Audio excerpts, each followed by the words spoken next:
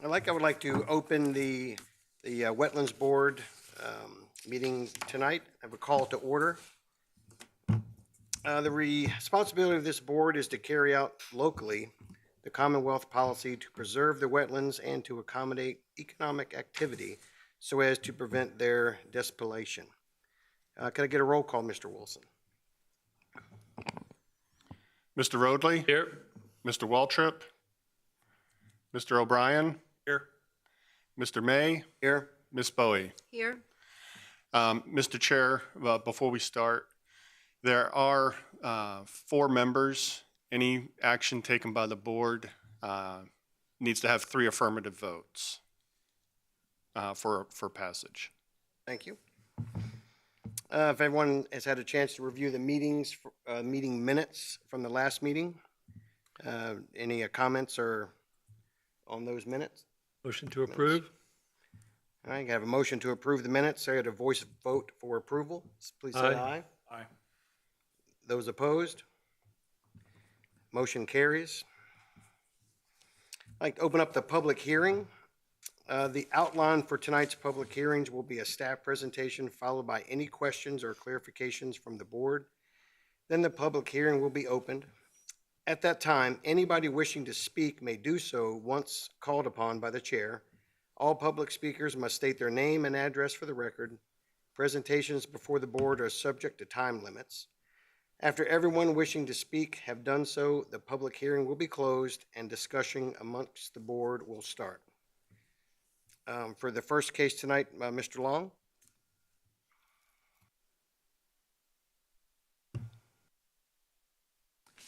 Good afternoon, Mr. Chair, members of the board. Trevor Long, James City County Watershed Planner. Mr. Jordan Clifford of Riverworks, Inc. has requested a deferral of wetlands case number WJPA-23-0024 at 223 Sherwood Forest. While the site plan is being finalized for this project, he requests more time to work on that site plan. Staff does concur with this request. As this case has been publicly noticed, staff recommends that the public hearing be opened and stay opened until the September meeting, at which time the case will be heard. Thank you. Be happy to answer any questions. No questions, Mr. Chairman. All right. Then do I have a motion to Chairman. have a motion to that? So I'd like to open the public hearing and have that public hearing remain open until the next meeting. There are no board considerations. There are no matters of special. Excuse me, Mr. Chair. I'm sorry. You do need to ask if there's anybody from the audience who'd like to speak tonight, and then we do need to vote on the motion to defer. All right. Bear with me, I'm just filling in tonight as chair. All right, so are there any comments from the public on this matter? Thank you. Then I'd like to vote on the motion. Mr. Chair, there's a motion to accept the deferral request of case number WJPA 23-0024 at 223 Sherwood Forest. Right. And the public hearing needs to stay open until September 13th. All right, so we'll be voting on the public hearing will be open until September 13th. And could we get a roll call, or a vote, Mr. Wilson? Mr. Roadley? Yes. Mr. O'Brien? Yes. Ms. Bowie? Yes. Mr. May? Yes. Motion passes 4-0. All right, and no board considerations, no matters of special privilege. Do I have a motion to adjourn? So moved.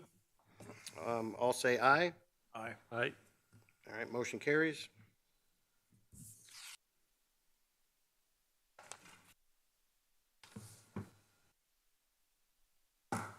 I will call to order the Chesapeake Bay Board for Wednesday, August 9th, 2023.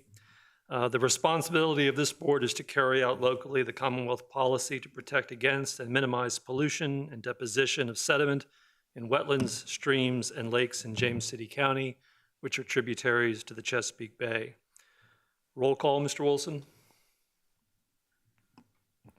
Mr. Roadley? Here. Mr. Waltrip? Mr. O'Brien, Here. Mr. May, Here. Ms. Bowie. You have a copy of the minutes from the July 12th meeting. Any corrections or additions? No, sir. If none, do I have a motion? I'd like to make a motion to approve the minutes from July 12th, 2023 as presented. We have a motion to approve. All in favor, say aye. Aye. Opposed? Motion carries. The outline for tonight's public hearing will be a staff presentation, followed by any questions or clarifications from the board, and then a public hearing will be opened. At that time, anybody wishing to speak may do so once called upon by the chair. All public speakers must state their name and address for the record. Presentations before the board are subject to time limits, and given the number of attendees we have tonight, I'm going to ask that that be limited to 5 minutes if you can. After everyone wishing to speak have done so, the public hearing will be closed and discussion among the board will start. The first item on the agenda is CBPA case 23-0070 at 17 Clay Circle. Ms. Benedict. Good afternoon, Mr. Chair. Excuse me, before we start, I just wanted to reiterate that there's only 4 members tonight, and any motion requires 3 affirmative votes to pass. Thank you, Mr. Wilson. Mr. Chair, members of the board, Robin Benedict, Watershed Planner, presenting CBPA 23-0070. Mr. Candido Ortiz Aguilar has applied for a Chesapeake Bay exception for encroachments into the RPA buffer for the construction of a covered porch located at 17 Clay Circle within the Green Springs Mobile Home Park subdivision and the Gordon Creek watershed. On the map above, you can see the subject parcel, which is the entirety of the Green Springs Mobile Home Park, and the outline of the Gordon Creek watershed in yellow. This parcel was platted in 1969 prior to the adoption of the Chesapeake Bay Preservation Ordinance in 1990. Here is aerial photography specifically of this home here, where the work will be done. Topography at the site, which is fairly flat. The resource protection area going through most of this home. The total lot size for this property is 0.21 acres, of which 62% is located within the RPA.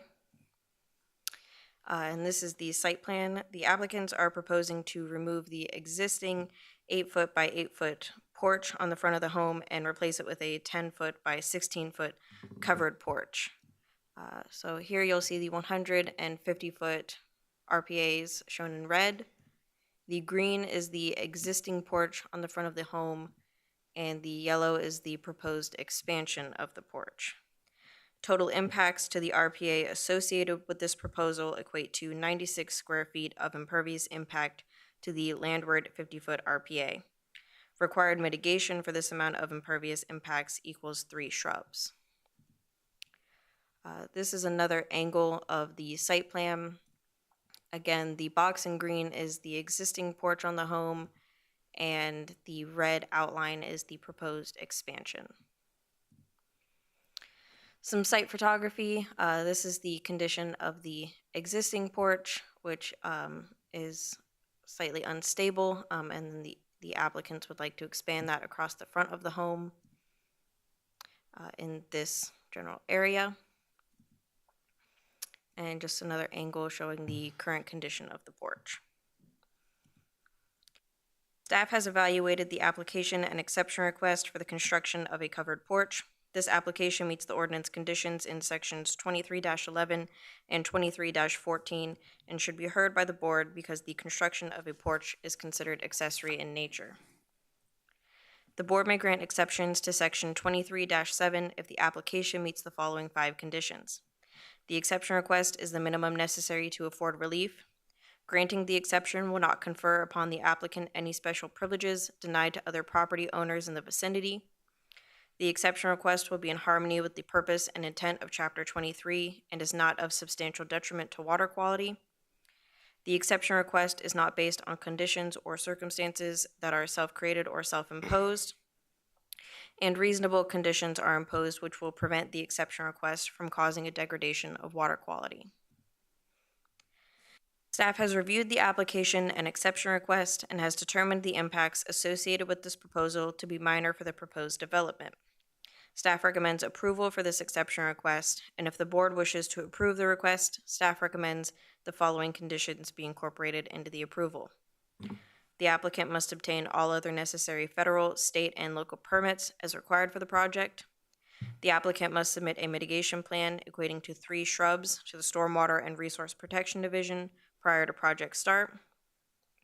The applicant must submit a surety of $250 in a form acceptable to the James City County Attorney's Office to guarantee the mitigation plantings. This exception request approval will become null and void if construction has not begun by August 9th, 2024, and written requests for an extension to the exception must be submitted to the Stormwater and Resource Protection Division no later than June 28th, 2024, which is 6 weeks prior to the expiration date. If there are any questions, I'd be happy to answer them at this time. Questions for Ms. Benedict? Very much. I will now open the public hearing for CBPA 23-0070. Any comments from the audience? The applicant care to address the board? Hearing none, I will close the public hearing. The matter is before the board. Any discussion from the board? Mr. Chair, this has such a minimal impact. I certainly would be in support of approving this request. Other thoughts or comments? If not, do I have a motion? Mr. Chair, I would make a motion to adopt the resolution to grant the exception request for Chesapeake Bay Board case number CBPA-23-0070 at 17 Clay Circle. Mr. Wilson? Mr. O'Brien, Yes. Mr. May, Yes. Ms. Bowie, Yes. Mr. Roadley. Yes. Motion passes 4-0. The next item on the agenda is CBPA 23-0081 at 196 The Main. Ms. Benedict again. Mr. Chair, members of the board, Robin Benedict, Watershed Planner, presenting CBPA 23-0081. Mr. Lloyd Stevens with Stevens Builder has applied for a Chesapeake Bay exception on behalf of Ms. Carolyn Hill for encroachments into the RPA buffer for the construction of a home addition located at 196 The Main within the First Colony subdivision and the James River watershed. Above, you'll see the subject parcel outlined here in blue and the watershed boundary shown in yellow. The parcel was platted in 1963 prior to the adoption of the Chesapeake Bay Preservation Ordinance in 1990. Here is aerial photography of the property.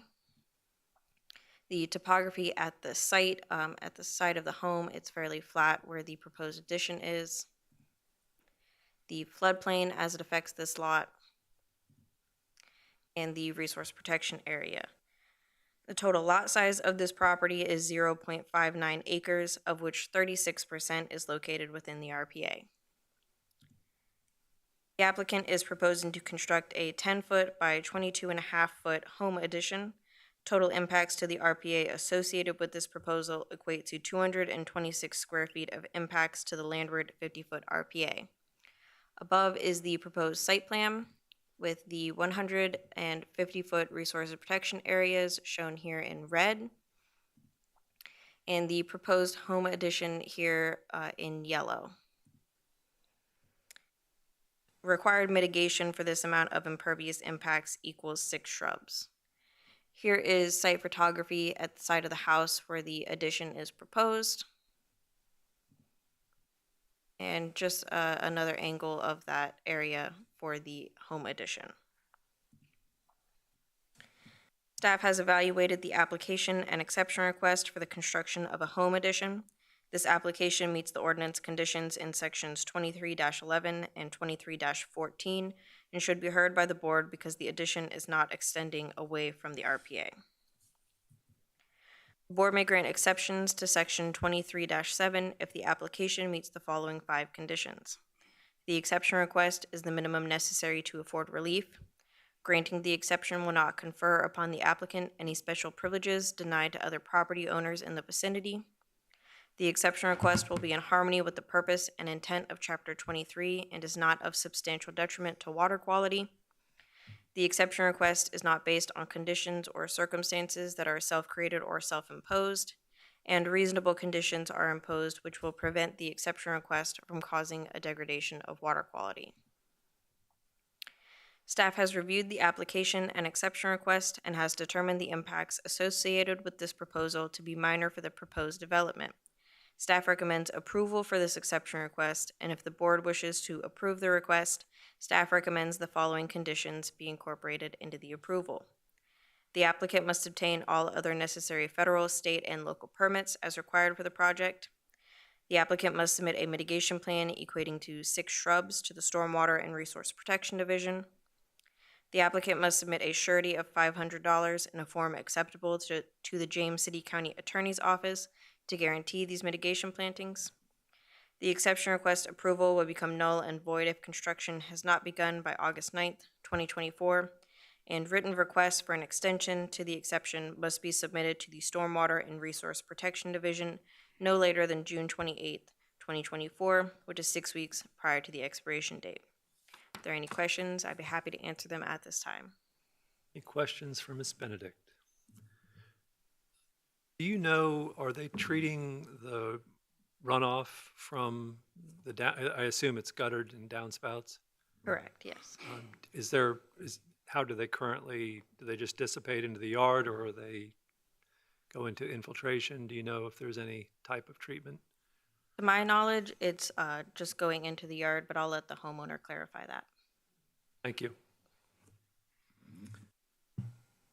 The applicant care to address the board?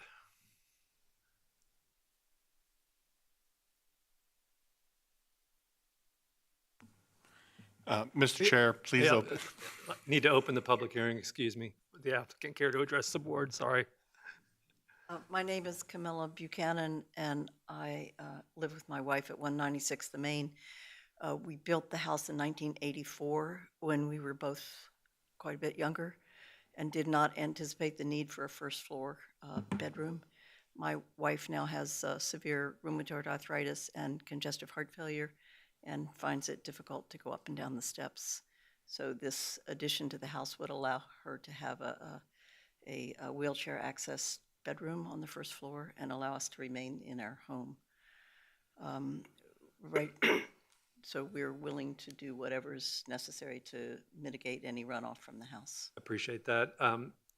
Do you currently have gutters? I didn't see in the pictures. We do have gutters, yes. And so they just downspout and discharge into the yard, They downspout and discharge onto the bank, onto the bank? yeah. So if that needs to change, we're happy to do that.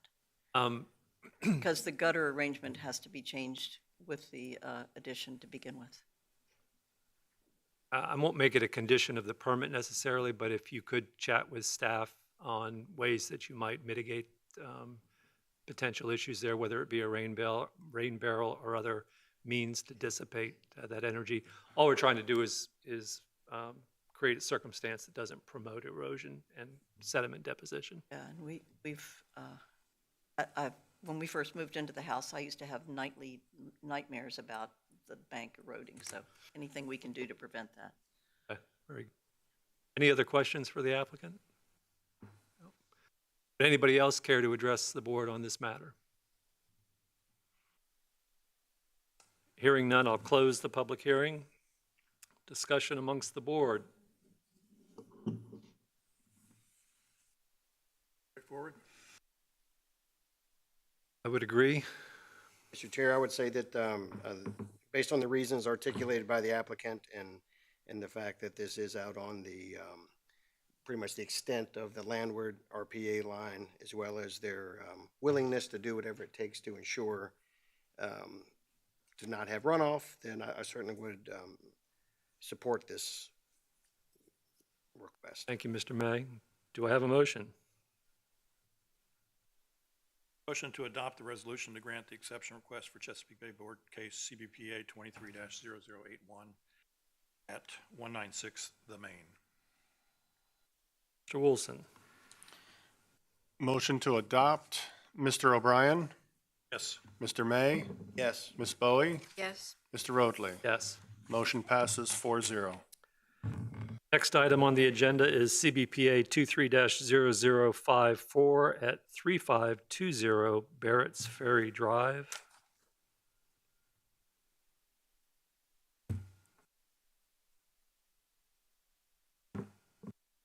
Mr. Chair, members of the board, Robin Benedict, Watershed Planner, presenting CBPA 23-0054. Ms. Angelina Ananthram has applied for a Chesapeake Bay exception for encroachments into the RPA buffer for the construction of a walkway and fire pit patio located at 3520 Barrett's Ferry Drive within the Barrett's Ferry subdivision in the Gordon Creek watershed. Above, you'll see the subject parcel outlined in blue and the watershed in yellow. This parcel was platted in 2000 prior to the changes in the Chesapeake Bay Preservation Ordinance in 2004. Above, you'll see an aerial focused on the back of the property where the project is located. This aerial is from 2021 prior to the project. In April of 2023, officials from the James City County Stormwater and Resource Protection Division received notice that a walkway and fire pit patio had been constructed on this property without the submission of a Chesapeake Bay Preservation Exception request. At this time, the applicant is proposing to gain approval of the construction of the walkway and fire pit patio after the fact. So this was in 2021 prior to the project versus 2023 now with the fire pit and walkway. Here is topography at the site and the resource protection area. The total lot size of this property is 7.36 acres, of which 14% is located within the RPA. And this is the floodplain as it affects this site. Here is the site plan showing the 150-foot resource protection areas. The yellow is the area of the walkway that is within the landward 50-foot RPA, and the orange is the portion of the walkway and the fire pit patio that are within the seaward 50-foot RPA. Total impacts associated with this proposal equate to 195 square feet of impacts to the landward 50-foot RPA and 410 square feet of impacts to the seaward 50-foot RPA, for a total of 605 square feet of impacts. Required mitigation for this amount of impervious impacts equals 1.5 planting units, which is 1 canopy tree, 2 understory trees, and 7 shrubs. Because this exception request is being heard before the board after the fact, staff would require double the mitigation units, equating to 3 planting units, which is 3 canopy trees, 6 understory trees, and 9 shrubs. Here is site photography showing the fire pit patio.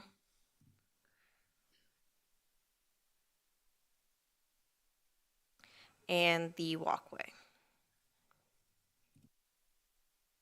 Staff has evaluated the application and exception request for the construction of a walkway and fire pit patio. This application meets the ordinance conditions in sections 23-11 and 23-14 and should be heard by the board because the construction of a walkway and fire pit patio are considered accessory in nature. This exception request is being heard before the board after the construction of the project. The board may grant exceptions to section 23-7 if the application meets the following 5 conditions. The exception request is the minimum necessary to afford relief. Granting the exception will not confer upon the applicant any special privileges denied to other property owners in the vicinity. The exception request will be in harmony with the purpose and intent of Chapter 23 and is not of substantial detriment to water quality. The exception request is not based on conditions or circumstances that are self-created or self-imposed, and reasonable conditions are imposed which will prevent the exception request from causing a degradation of water quality. Staff has reviewed the application and exception request and has determined the impacts associated with this proposal to be minor for the proposed development. If the board wishes to approve this request, staff recommends the following conditions be incorporated into the approval. The applicant must obtain all other necessary federal, state, and local permits as required for the project. The applicant must submit a mitigation plan equating to 3 planting units to the Stormwater and Resource Protection Division. The applicant must submit a surety of $2,250 in a form acceptable to the James City County Attorney's Office to guarantee the mitigation plantings. And this exception request approval will become null and void if conditions number 2 and 3 regarding the mitigation plan and surety are not fulfilled by September 9th, 2023. If there are any questions, I'd be happy to answer them at this time. Questions for staff? Ms. Benedict, would you please repeat the dimensions of the walkway? Do you have those? Yes, ma'am. I don't have the exact dimensions of the walkway, but the total impacts for this proposal are 195 square feet of impacts to the landward 50-foot RPA and 410 square feet of impacts to the seaward 50-foot RPA.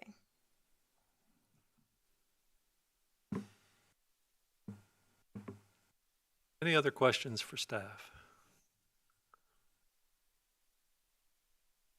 Just curiosity, could you go back to the site photographs and looking at the walkway? Looks like has it been sodded adjacent to the walkway, or is it that sod away? I will let the applicant address that. There was some discussion regarding the sodding of this property. I guess my point was that even though it's been in for a period of time, looks fairly stable adjacent to it. You weren't seeing surface erosion as a result of the installation? Correct. We did not see any visible erosion.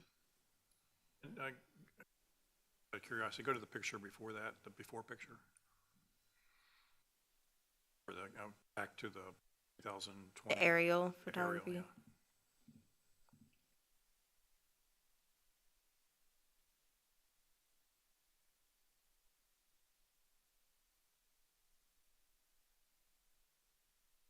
After.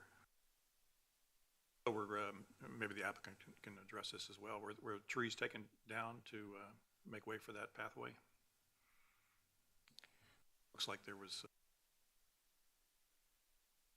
I will let the applicant address that. Any other questions for staff? Thank you very much. I'd like to open the public hearing. Would the applicant care to address the board? Mr. Chairman, members of the board, I'm Vernon Getty of 1177 Jamestown Road, here with the applicant. Angelina Anathem is here as well. I guess first, I think the Anathem's would like to apologize for being here in this posture. They, in good faith, didn't realize they needed these permits and would have applied for them up front if they had. They are agreeable. Backing up, the impacts here are minor, and they are agreeable to doubling the mitigation planning as submitted by staff, and I think we'll probably end up with an improvement to water quality. And to answer your question, Mr. O'Brien, there was no trees cleared, no vegetation was cleared for the installation of either of these. And you'll see the entire frontage of this property along the river is rip-wrapped by a prior owner. The Anathems bought this property in December of 2020, and they have not done any clearing or removed any vegetation under their ownership. So this is a minor impact that, again, with the enhanced mitigation plan, will not adversely impact, probably improve water quality, and would respectfully ask for y'all to exception. Thank you, Glad Mr. to answer Getty. any other questions anybody has. Any other questions for Mr. Getty? Very good, thank you. Anybody else wishing to speak on this matter? Hearing none, the public hearing is closed. The matter is before the board. Mr. Mr. Chair, I would say this, this being a minor impact and the fact that there is double the mitigation plan in place, as well as this is a very relatively flat site, that there doesn't appear to be any runoff or erosion activity up to this point. So I would certainly support this request. Any other comments or questions? Do I have a motion? Mr. Chair, I would make a motion to adopt the resolution to grant the exception request for Chesapeake Bay Board case number CBPA-23-0054 at 3520 Barrett's Ferry Drive. We have a motion to approve. Mr. Wilson? Motion is to approve. Mr. O'Brien? Yes. Mr. May? Yes. Ms. Bowie? Yes. Mr. Roadley? Yes. Motion passes 4-0. Next item on the agenda is CBPA 23-0084 at 2521 Goodrich Durfee, excuse me. Good afternoon, Mr. Chair, members of the board. Trevor Long, James City County Watershed Planner, here to present CBPA-23-0084. Mr. Ryan Linnekin of Williams Landscape and Design has applied for a Chesapeake Bay exception on behalf of Miss Mary Fox, trustee, for encroachments into the RPA buffer for the construction of 3 retaining walls and a deck walkway located at 2521 Goodrich Durfee within the vineyards at Jockey's Neck subdivision and the College Creek watershed. This parcel can be seen above here in blue. Again, this is within the College Creek watershed, outlined here in yellow, and this being the vineyards subdivision. Parcel was platted in 1991 after the adoption of the Chesapeake Bay Preservation Ordinance in 1990. You can see an aerial photograph of this parcel, again outlined here in blue, with the topography. It's a fairly flat lot that slopes down towards the water into the rear of the property. The resource protection areas that affects this property. This lot is approximately 1.73 acres, of which 49% is located within the RPA. On the site plan above, we have called out the 100-foot resource protection area here in red, and the seaward 50-foot resource protection area through the middle of the screen. The applicant is proposing to construct a series of retaining walls. These retaining walls are outlined in orange. The retaining walls go behind this pool and then come down through here, leading to an existing dock area that is sitting within the pond.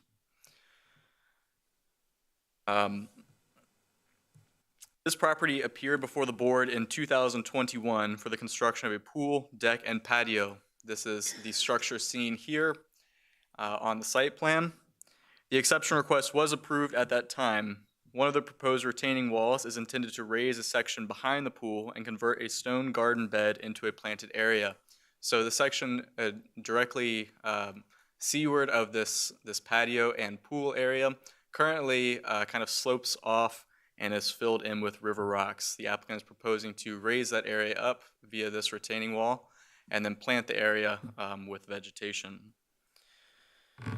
The other two retaining walls are proposed to mitigate erosion that leads to the applicant's dock. The applicant is also proposing a wooden deck area leading to the dock, equating to 132 square feet. Total impacts to the RPA associated with the proposal equate to 282 square feet of impacts. Required mitigation for this amount of impervious impacts equals 8 shrubs. As part of the conditions for approval from CBPA-21-0160, which was the approval granted to allow this pool configuration and the decking around it, the applicant was required to install an infiltration trench, which has not yet been installed. Should this exception request be approved, staff would require that the applicant install this best management practice measure within 6 months of the request's approval date. This infiltration trench can be seen on the site plan above here in yellow. It runs adjacent to this pool and was intended to capture water running off from this approval.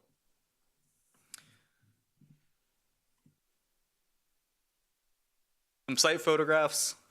Again, this is the pool area that was approved. You can see in this photograph a kind of wide shot of the rock area in question with that sloping nature that is currently existing. Again, they request a retaining wall up in the approximate location of this fence here. And the area, the general area of the other two retaining walls being here. In the background of this, you can see the dock, and going down towards that dock again. Board staff has evaluated the application and exception request for the construction of 3 retaining walls and a deck walkway. This application meets the ordinance conditions in sections 23-11 and 23-14 and should be heard by the board because the construction of a retaining wall is considered accessory in nature. The board may grant exceptions to section 23-7 if the application meets the following 5 conditions. The exception request is the minimum necessary to afford relief. Granting the exception will not confer upon the applicant any special privileges denied by Chapter 23 to other property owners in the vicinity. The exception request will be in harmony and purpose, will be in harmony with the purpose and intent of Chapter 23 and is not of substantial detriment to water quality. The exception request is not based on conditions or circumstances that are either self-created or self-imposed, and that reasonable and appropriate conditions are imposed which will prevent the exception request from causing a degradation of water quality.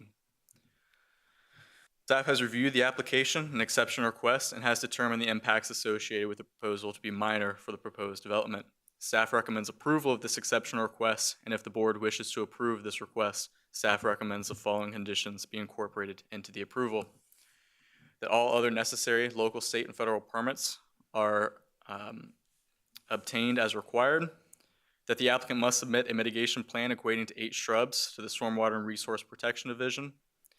The applicant must ensure that all mitigation requirements from previously approved Chesapeake Bay exception request, including the installation of an infiltration trench BMP, be installed prior to February 9th, 2024. That the applicant must submit a surety of $500 in a form acceptable to the James City County Attorney's Office to guarantee the mitigation plantings. That the exception request approval will become null and void if construction is not begun by August 9th, 2024, and that written requests for an extension to an exception must be submitted to the Stormwater and Resource Protection Division no later than June 28th, 2024, which is 6 weeks prior to the expiration date of this permit. Thank you very much, and I'd be happy to answer any questions the board may have. Matter is before the board. Any questions for staff? For the area behind the pool, putting in the retaining wall there, is that, it didn't appear that there was any erosion issues. Is that an aesthetic upgrade? Or is that fence leaning? I don't believe the fence is leaning. I will defer to the applicant for specific reasons there for that retaining wall.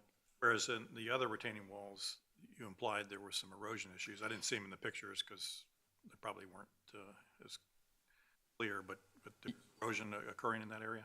Yes, sir. I do believe that these pictures, the grass may be a little bit taller currently, but on site there is a fairly significant amount of sloughing in that area, kind of coming in where water is directed towards that area.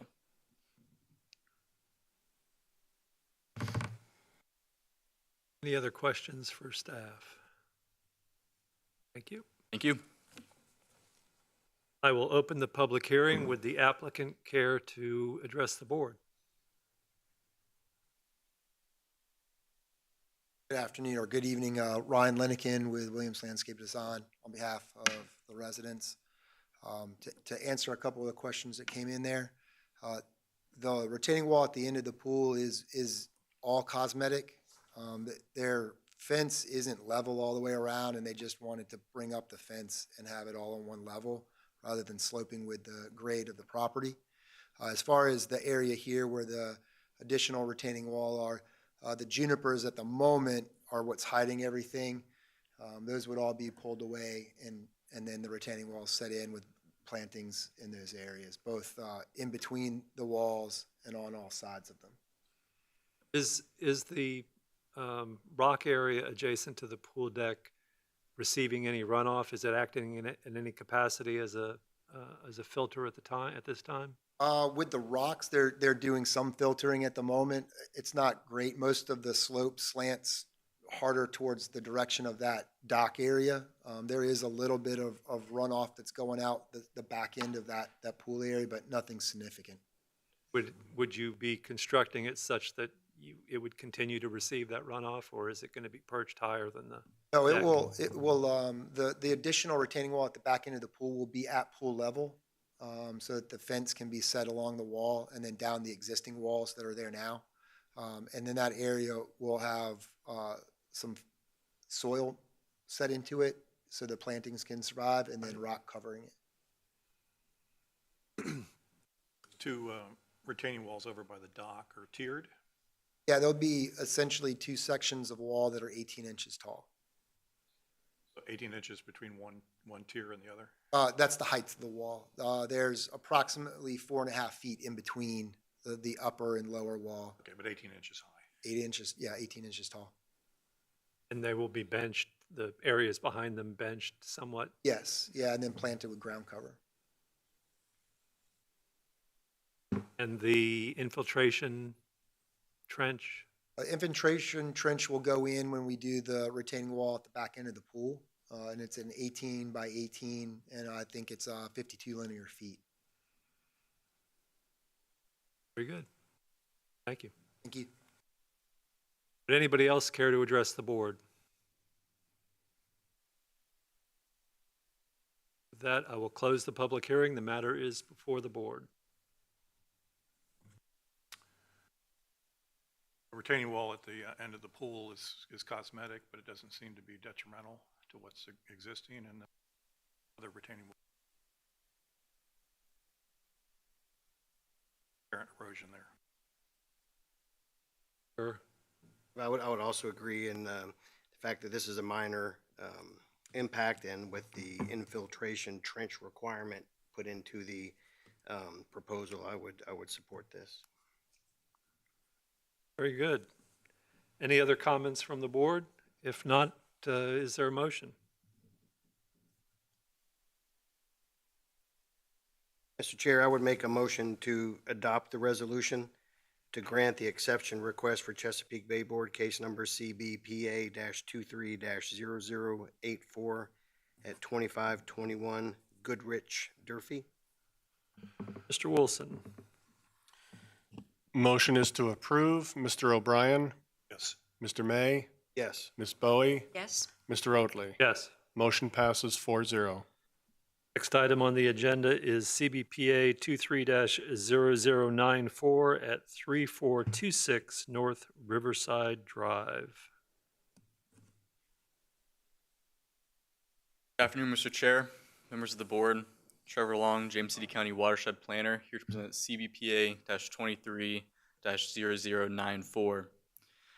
Mr. Chase Grogg of Landtech Resources, Inc. has applied for a Chesapeake Bay exception on behalf of Mr. Daniel Samuels for encroachments into the RPA buffer for the installation of a private sewer force main located at 3426 North Riverside Drive within the Eagle Tree Farm subdivision and the Diaskin Creek watershed.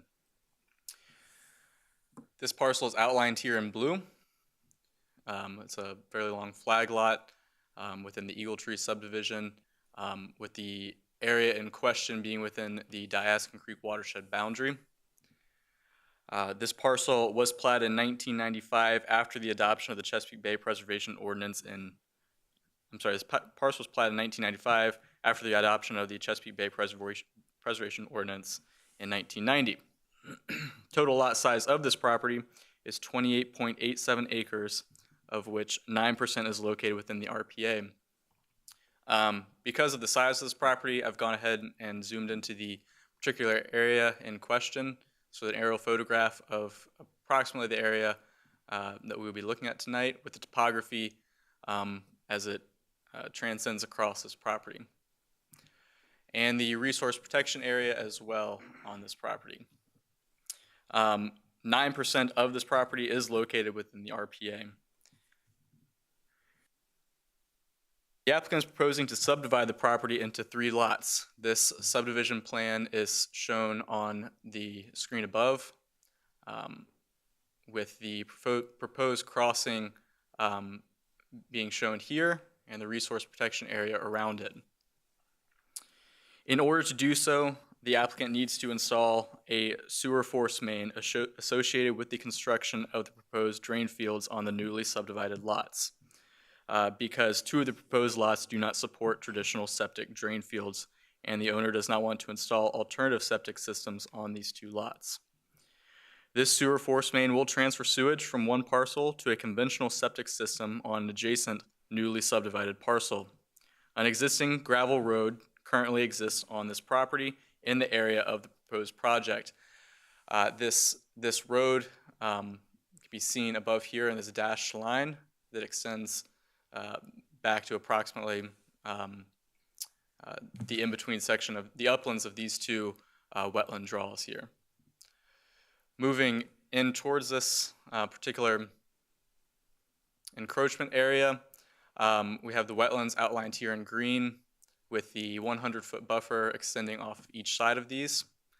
The existing road running through this area, currently the road has a culvert system which allows this wetland system to channelize into a small stream and pass underneath the road. On this, or underneath of this road, is where the applicant is proposing the sewer force main. While there is no impervious increase associated with this project, total impacts to the RPA would equate to 1,400 square feet of impacts to the landward 50-foot RPA and 1,600 square feet of impacts to the seaward 50-foot RPA, for a total of 3,000 square feet of impacts. Since there is no increase in impervious area and the installation of the sewer force main is proposed in an area of existing impervious area, there is no required mitigation for this project. Some site photographs. This is the road that exists on the property. You can see this shaded area. This road here extends into the uplands on the other side of this wetland bank. That culvert that I was talking about can be seen in this portion of the photo here. Zoomed in a little bit closer on this particular crossing. Looking towards the resource.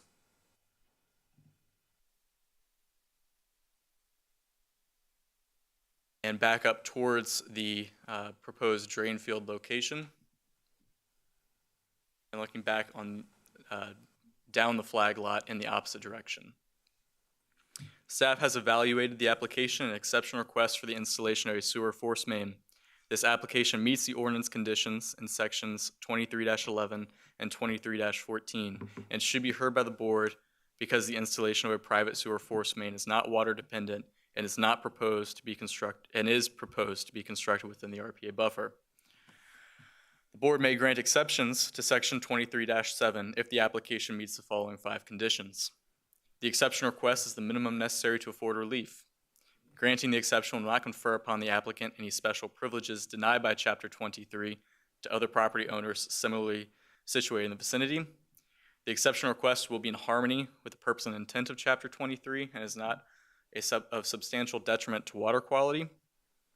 The exception request is not based on conditions or circumstances that are either self-created or self-imposed, and that reasonable and appropriate conditions are imposed which will prevent the exception request from causing a degradation of water quality. Staff has reviewed the application and exception request and has determined the impacts associated with the proposal to be minor for the proposed development. Staff recommends denial of this application because the property owner has the option to install an alternative septic system on each of the proposed lots. However, if the board wishes to approve the request, staff recommends the following conditions be incorporated into the approval. The applicant must obtain all other necessary federal, state, and local permits as required for the project. That this exception request approval will become null and void if construction has not begun by August 9th, 2024. and that written requests for an extension to an exception must be submitted to the Stormwater and Resource Protection Division no later than June 28th, 2024, which is 6 weeks prior to the expiration date of this permit. Thank you very much. I'd be happy to answer any questions the board may have.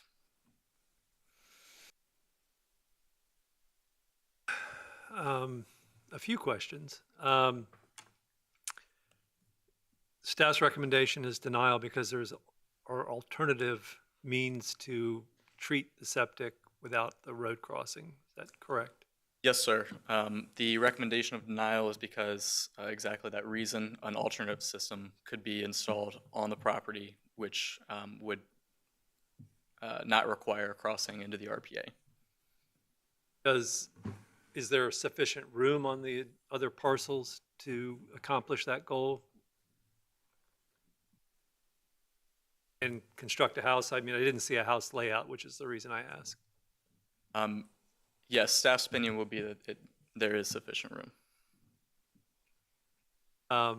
How would you rate the condition of that existing stream crossing? It didn't look to me as though there was, it looked to me as though it might need some improvement before it could be used as a potential driveway, just because the cover over the pipe seemed fairly minimal. I would agree. I think that I believe that the road would need some improvements to it. It varies in gravel size and sporadic amounts of gravel. So At what depth would the force main be installed? Do you know? I do not, though we'll defer that question to the applicant. I guess the reason I'm posing those questions is my suspicion is that they're going to need to enhance that area to achieve the final grade. And so there's going to be some disturbance in that area anyway to allow them to use it. At depth, I'm not sure the impacts to the resources are any greater as a result of the sewer when compared to the road improvements that may be required. So just curious. Thank you. Any other questions for staff? Yeah, on the site plan where you show the two septic fields,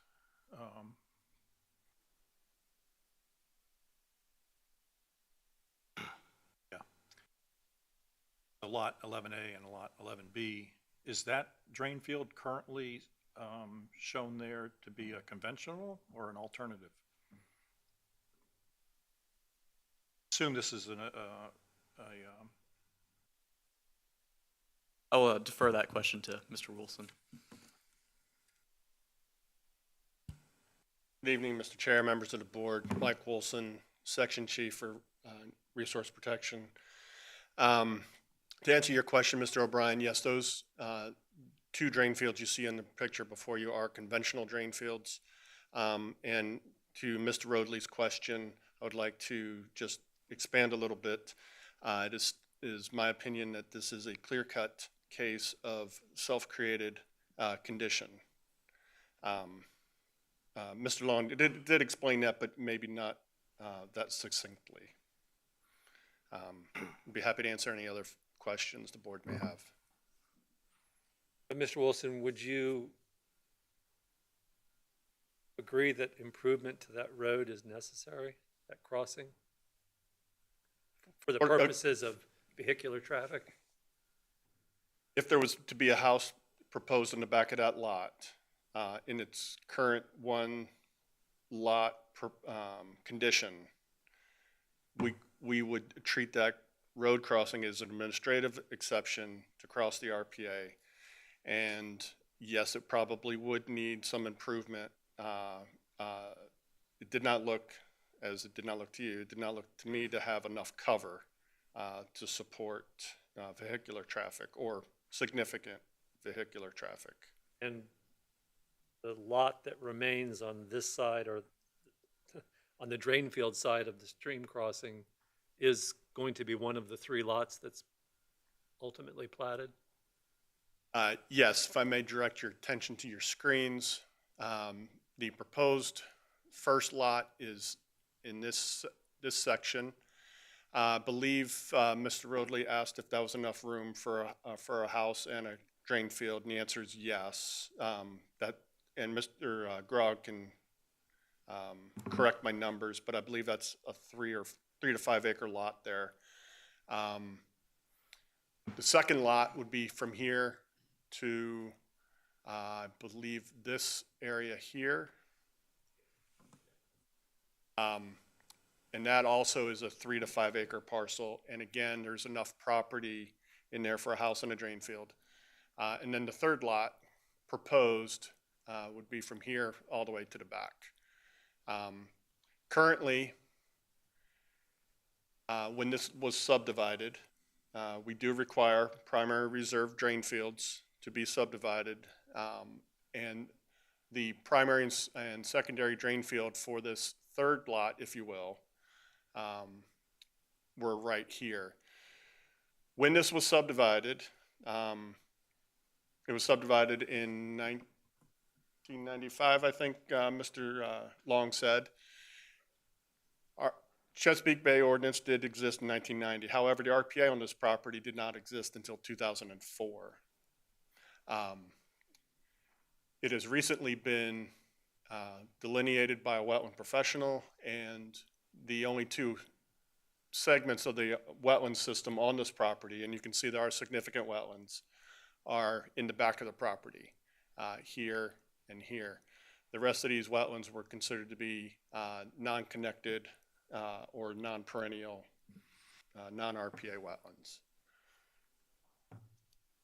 Thank you very much. And I assume that the previously platted drain field and reserve aren't sufficient size to accommodate the need, or? I'll not to cast any shadow of doubt on this, but we don't know at this point in time.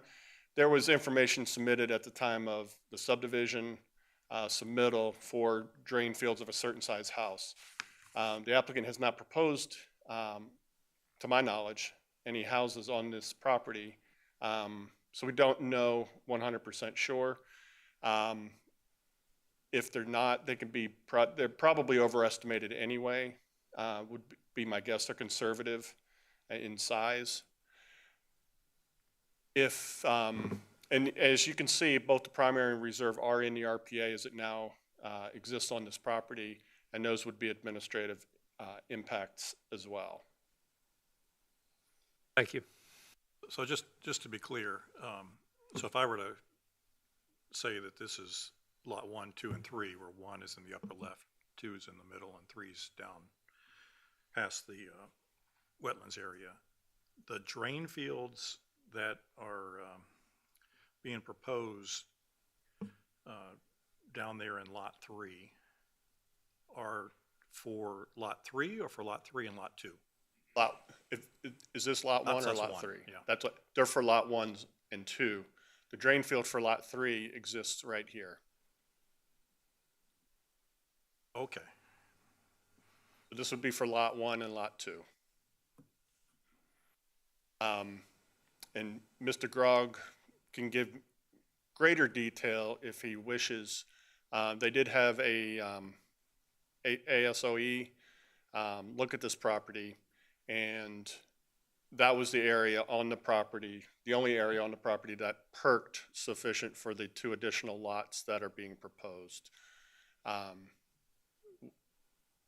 if this were to, Meaning that this area here could not be expanded. right. So if this were to remain one lot, the drain fields right there would be the ones used. Correct. But the fact that you're adding 2 more houses. They potentially could move them here at their discretion, should Yeah. their house be back here. There's 2 potential areas for the drain field, but the fact that it's being subdivided into 3 means that you've got to locate the additional drain fields across the wetlands. And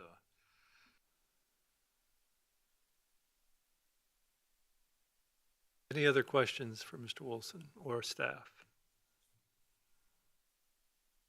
Thank you. Thank you. Open the public hearing. Mr. Grog? Evening, Bit of Mr. Chairman, discussion? members of the board. Chase Grog with Land Tech Resources, 205 Bullifonts Boulevard, Suite E, Williamsburg, Virginia. For once a project I bring that has 0 proposed impervious. The goal of this project is a family subdivision. Mr. Samuels is the son of Daniel Samuels, who is the main owner. They're trying to subdivide it so the father will own Lot 11C and the 2 sons would have Lot 11A and a Lot 11B. As you guys were just getting into, the goal, the on-site soil is not very good. If you go to the soil map online and go to the hydraulic soil, you see that it's a bunch of red, basically all D soil, hence why there's also a lot of non-RPA wetlands in the front of the property. As staff discussed, the sewer would go along the existing road to the back, basically, an excavator going along there, digging in the middle, cascading on the side, and then putting the soil back as they go. So though that disturbance number is very high, because we kind of did the entire area for, that a tracked vehicle may be going through there and doing work, the actual disturbance is really just going to be a trench kind of in the middle of the road. The reason they're in the back is, up front, they would be mound engineered systems that could be, constructed right next to those existing wetlands that are there. I'm going to share with all of you a letter that I'll also read.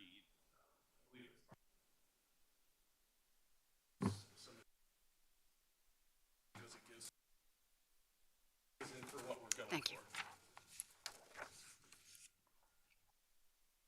This letter was written by Adam Herman, who's a soil scientist in AOSE. Dear Mr. Samuel, soil evaluations have been conducted on the property to determine the feasibility of on-site septic systems. Based on these evaluations, existing soil maps of the area, and previous permits in the surrounding area, it is strongly recommended that the septic systems for the proposed lots are placed in soils meeting the requirements for a conventional septic system. This area surrounding the proposed subdivision, including Cypress Point subdivision, Haven Landing subdivision, Haven Lake subdivision, Chickahominy Farmette subdivision, Eagle Tree Farm subdivision, Rivers Bend at Uncle's Neck subdivision, and along with North Riverside Drive from Uncle's Neck to Odie Drive, have very challenging soils for on-site septic systems. Traditionally, Eagle Tree Farms has developed lots by pumping the wastewater to better soils that are remote from the home sites. This proposed subdivision would be consistent with this type of system. Due to the challenging soils close to the home sites and potential for higher failure rates, I recommend utilizing the conventional drainfield sites, even if a temporary impact of the resource protection area and wetlands are necessary.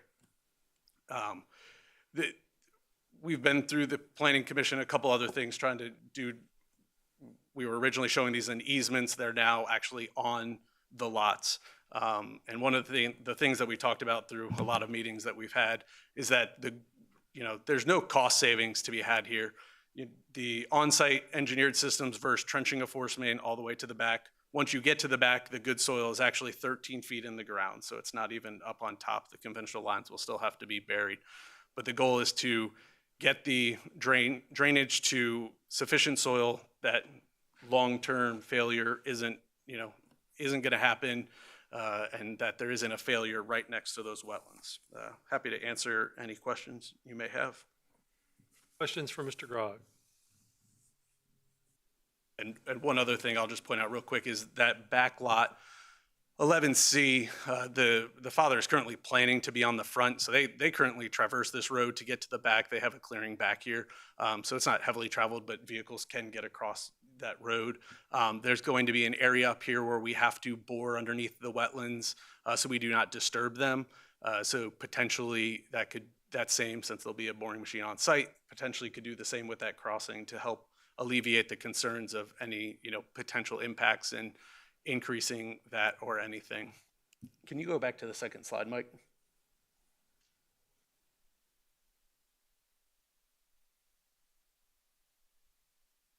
Back one.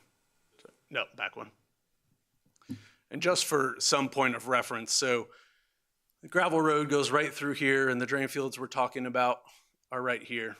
For a point of reference, this little lot right here is the drain field. Their force main comes all the way down the flag stem and all the way up to this house here.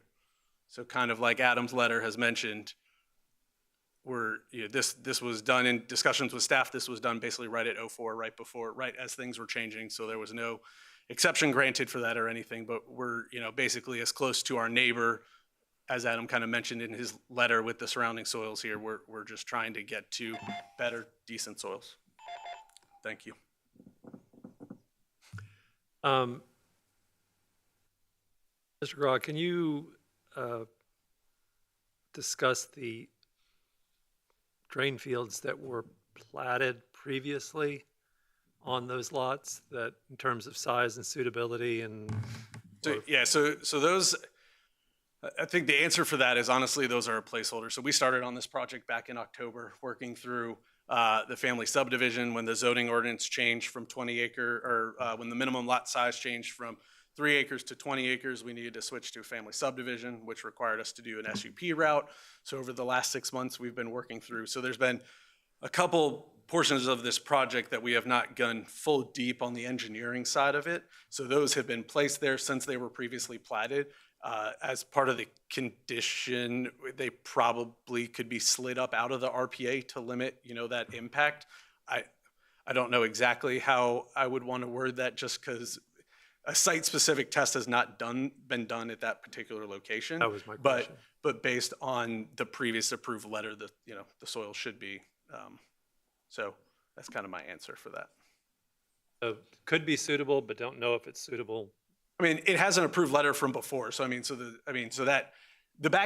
each area that we show the drain fields at the moment have been tested and would be suitable for conventional fields. I just don't know if it could be pulled out of the RP. I don't know if there's a pocket there of good soil that is somehow different than the surrounding area there.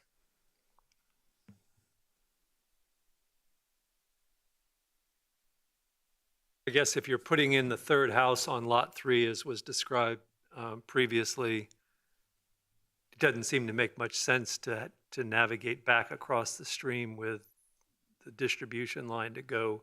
To go to another field, correct. Yeah, I mean, the goal there would be to put it in the backyard. You're correct. Yeah, a gravity system. I guess all I'm trying to say is, I think if there's an opportunity to pull that out of the RPA and not, do another, even though it would be an administrative approval, but which would come with mitigation because it would be disturbance, I think it would be in our interest to pull it up out of the RPA. So it would be, as we work deeper, again, we're a year into this, but so if we can pull that up out during, a plot plan phase, we can definitely do that.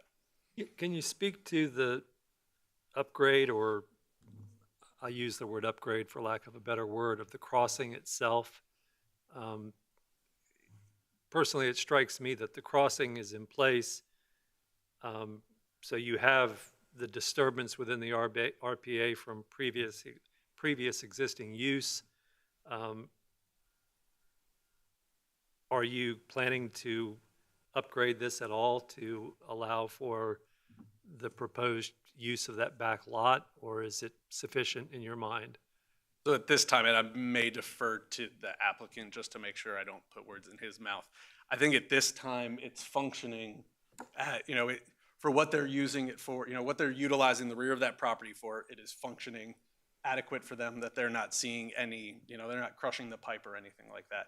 I think there's probably a chance in that area that a slight bit, you can mound the dirt within the existing gravel driveway to help with the cover of a sewer. The force mains are going to be in the middle, so your tires are going to be on really either side. So I think cover-wise, you're looking at about 2 feet if you were to go over top of that pipe there. But again, we could bore underneath it to avoid any disturbance or issues. This, even though it's not going to be an engineered system, there'll be an engineered plan that's going to go along with this. And that's, again, another exact particular that we have not gone through the deep end, the full engineering to figure out exactly. We're really trying to ensure that our end goal, where we want to put them can happen. And based on either having to go underneath that pipe or a little bit of dirt adding on top, we believe that we can, make that crossing work. And since the father is planning on going in the front of that property, we're not overly concerned, with 20 cars a day driving over top of that crossing. The house will be, the lot will be on correct. Yeah, that's where, can you go back to our plat, sorry.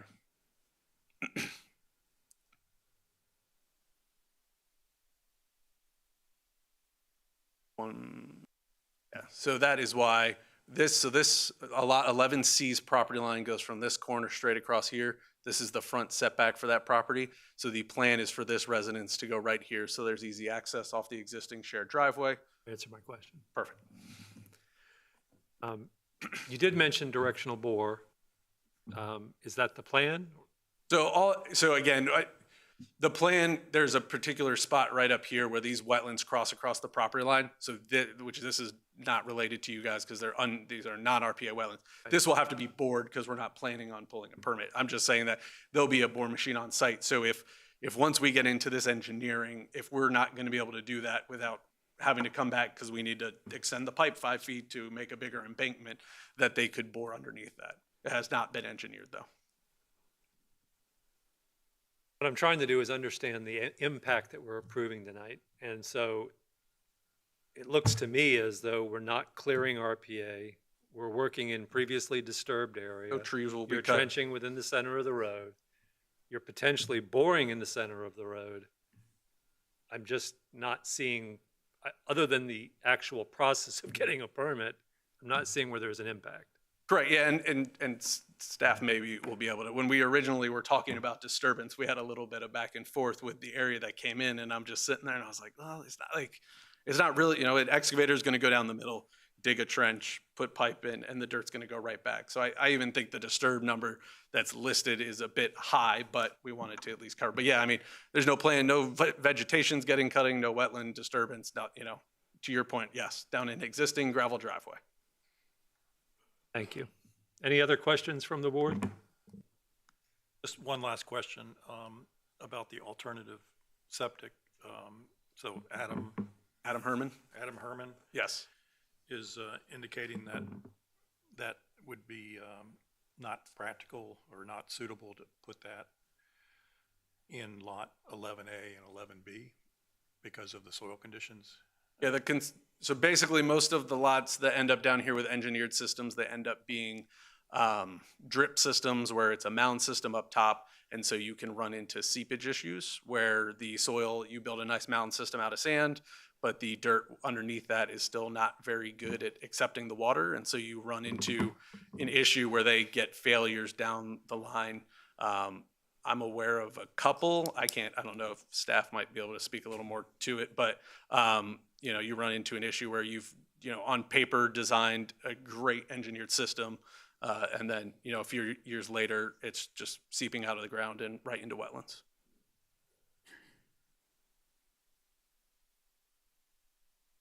Any other questions for Mr. Grog? Thank you, sir. Welcome, thank you. Would anybody else care to address the board on this matter? Feel free. Your name and address, sir, please. I'm Timothy Porter. I live at 3436 North Riverside Drive, the property directly adjacent to the Samuels property and the property that would be most affected by their installation of a sewer force main. And if I understand the photos where it's going to be, to very right where you saw that big stump of a tree, that's our, to that right, yes. With that, there's the pipe and there's the tree. Our property is directly, almost butts up to there. Now that water, that drain pipe, I will tell you, there is a stream that runs through there and back of our house, and after heavy rain and consistent rain, that stream runs pretty heavily. And that whole area has been eroded quite a bit over the last couple of years. My wife and I have been living there since November of 2019. And we also have used that road. It actually goes, if you're heading out downward, you'll go right by our horse barn. And we have used that road to get to the back end of our property. I've actually driven my bush hog across it so that I could mow a back area of our property as well. Our big concern is just how much will it affect our property, our horse pastures, And and the time that it would take to construct, especially if this is right in, because this is going to be right near where our property is as well. We have an alternative septic system. I don't know if that helps the matter at all, but that is the septic system in which we have. And so, and if you have any Just to be questions. clear, so I'm trying to understand your concerns relative to the matter that we are reviewing, Yes, Mr. Porter, and the applicant is requested to install a force main along this roadway in the center of the road, essentially, buried at depth, and then conveying to a drain field further back in the property. So I understand your proximity to that.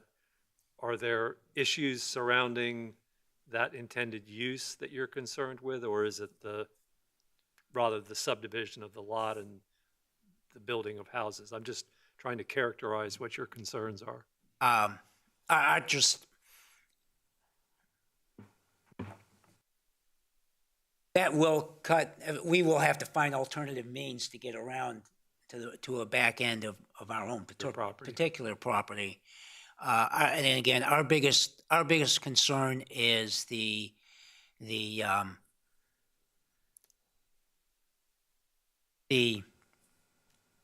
ongoing construction, the effort. Again, that's horse property right next to them, and that main road that you see where it's subdivided, that's a ingress road, which actually goes right in front of our barn. Pasture. And actually our property is directly across from. I don't own horses, but I understand that they can get spooked and that can rattle them. So, thank you. Thank you. Any Just other one- questions? Yes, one follow-up question, Mr. Chair.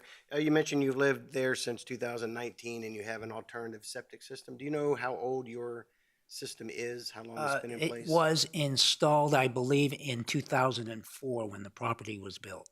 Have there been any issues with your understanding? There has been At this none. point? We just recently had it looked at. I mean, the state requires that it gets certified every year. And so, no, there has not been any issues so far with our system. Thank you. Thank you, sir. Anybody else care to address the board on this matter?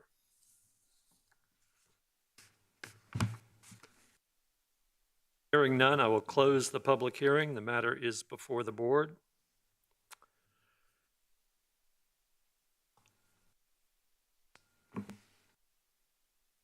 I can appreciate, I'll make a statement, I can appreciate staff's comments with respect to the need for a permit to encroach within the RPA or lack thereof if they're an alternative site on the other, on another area of the property. And if they were cutting this road anew for the purposes of installing the line, I might take a different position, but I'm looking at this as a heavily disturbed area as it is.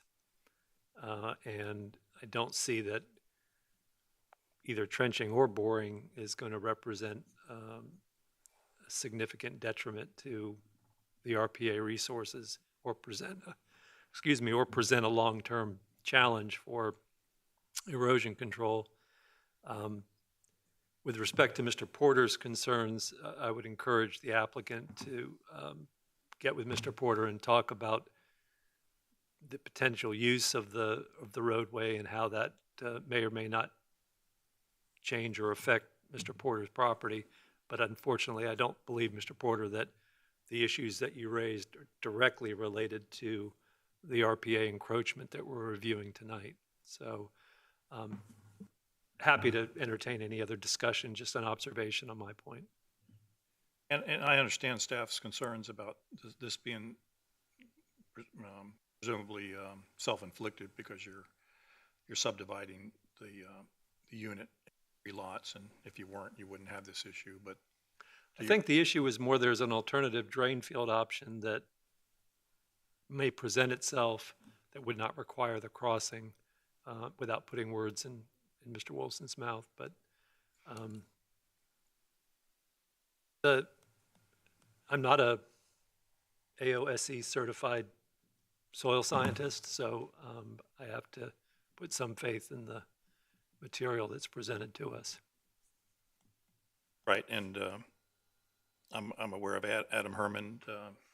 He does good work, so it's the letter is sort of indicating that he would highly recommend putting the traditional septic in an area where it has a great chance of success in light of maybe doing an alternative system in those soil conditions up front, which might work, might not work, but there's no guarantee. But I think to your point about disrupting the RPA is going to be minimal because it's already in that condition anyway. So I would concur with both of your comments. I really have nothing else to add. Anything else, excuse me, anything else from the board? Hearing none, do we have a motion?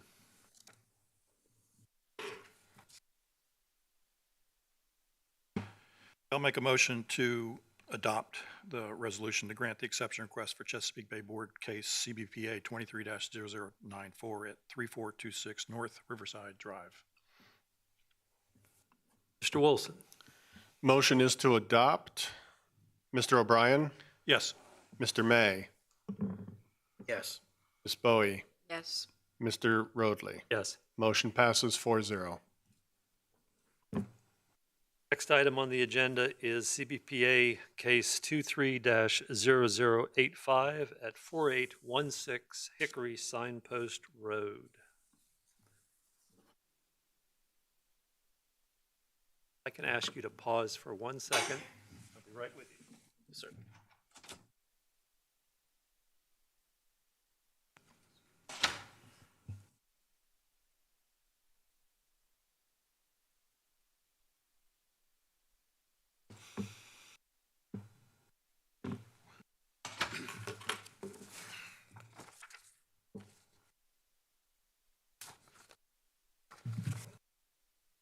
Thank you. Good afternoon, Mr. Chair, members of the board. Trevor Long, James City County Watershed Planner, here to present CBPA-23-0085. Mr. Chase Grogg, Landtech Resources, Inc., has applied for a Chesapeake Bay exception on behalf of Mr. and Ms. Sony Mercano for encroachments into the RPA buffer for the construction of a single-family dwelling located at 4816 Hickory Signpost Road within the Mill Creek watershed. This property can be viewed above on your screens, outlined here in blue, with the Mill Creek watershed outlined here in yellow. This parcel was platted in 1970 prior to the adoption of the Chesapeake Bay Preservation Ordinance in 1990. The aerial above shows this property.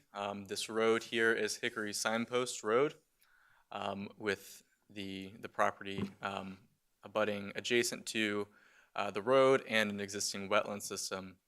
The topography on the lot consists of wetlands at the toe of this slope here, and a small area adjacent to this road of uplands. The total lot size of this property is 0.56 acres, of which 100% is located within the RPA. There is a resource on either side of Hickory Signpost Road, which is contributing to the entirety of this property being located within the resource protection area. The applicants are proposing to construct a 420 square foot single family dwelling. Total impacts to the RPA associated with this proposal equate to 134 square feet of impacts to the landward 50-foot RPA, which is shown above in yellow, the brighter of the two colors up on the screen, and 948 square feet of impacts to the seaward 50-foot RPA, for a total of 1,082 square feet of impacts. Those impacts to the seaward 50-foot RPA are shown here in orange, with the 100-foot resource protection area being shown with this line, the seaward 50-foot RPA transcending across this property, and the edge of the wetlands here in green. Again, the proposed driveway within the landward 50-foot RPA is shown here in yellow, and the rest of the house and driveway within the seaward 50-foot RPA shown here in orange. The building setback line is here in blue. In May of 2022, the applicants gained approval from the Board of Zoning Appeals to move the building setback from 60 feet to 30 feet in an effort to move the proposed dwelling further from the wetlands. So this building setback line has the front setback line on this property was 60 feet, which is now 30 feet in order to pull that house forward as much as possible. The applicants are proposing an on-site BMP, which I will get into momentarily, which is outlined here in pink. And the limits of clearing being this black line that is adjacent to the dwelling. The center of the creek, which is called out here, is shown in blue. These wetlands are adjacent, connecting contiguous to it, and therefore the RPA is extending off of the green line. Excuse me. This property appeared before the Chesapeake Bay Board in June 2022 for the approval of a 548 square foot single family dwelling with a 140 square foot deck, a 109 square foot patio, and a 942 square foot driveway. The exception request, CBPA 22-0060, was denied during this meeting. Just for your reference, I have created a table of impacts. The exception request approval being spoken of at this time is CBPA-22-0060. I will go through the sequence of these exception requests chronologically. A new application, CBPA-22-0082, was then brought before the Chesapeake Bay Board in July of 2022 for the approval of a 550 square foot single family dwelling with a 135 square foot patio, a 20 square foot balcony, and a 555 square foot driveway. This application was also denied during that meeting. The applicants are now proposing a 420 square foot dwelling with an 88 square foot balcony and a 566 square foot driveway. So in total, you can see I've just taken the landward 50-foot RPA impacts and the seaward 50-foot RPA impacts from each of these exception requests with their totals down here at the bottom. This current exception request is highlighted here in green, with this total being what is being brought before the board this evening. Required mitigation for this amount of impervious impacts equals 3 planting units, which is 3 canopy trees, 6 understory trees, and 9 shrubs. Additionally, the applicants have proposed a bioretention best management practice, BMP, on the property, which will treat water from all the proposed impervious cover on this project. On the site plan, that was called out here in pink. Staff is requesting that an affidavit be recorded in the Williamsburg-James City County Courthouse due to the environmental sensitivity of this lot.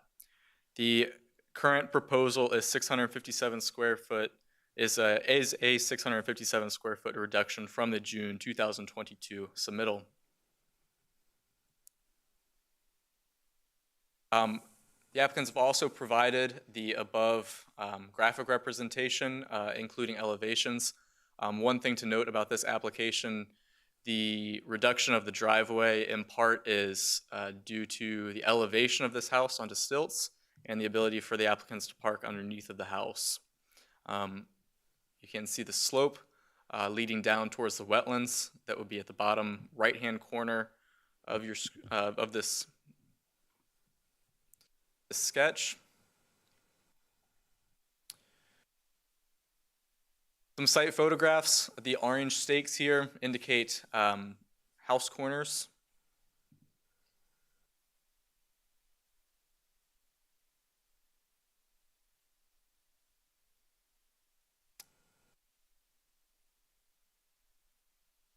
In the background of this photograph, you can see wetlands. house corner here and here, and the road frontage and the proposed approximate location of the proposed driveway entrance.